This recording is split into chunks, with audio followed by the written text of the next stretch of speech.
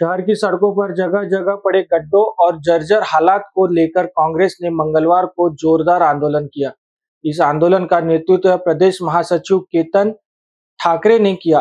कांग्रेस कार्यकर्ताओं ने शहर के अलग अलग इलाकों में मौजूद गड्ढों की तस्वीरें जीपीएस लोकेशन के साथ खींची और उन्हें प्रकाशित कर नागपुर महानगर पालिका प्रशासन के खिलाफ तीखा आक्रोश व्यक्त किया।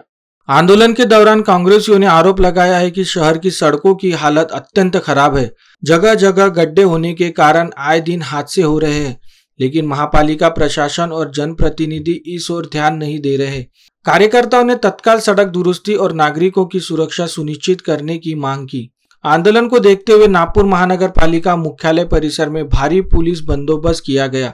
पुलिस ने मुख्यालय के चारों ओर बैरिकेड्स लगाकर सुरक्षा व्यवस्था कड़ी कर दी थी।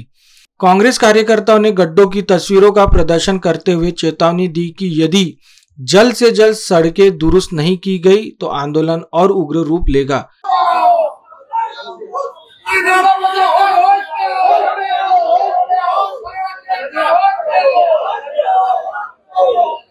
ठेकेदार अधिकारी भाई भाई, ठेकेदार अधिकारी भाई भाई, ठेकेदार अधिकारी भाई भाई।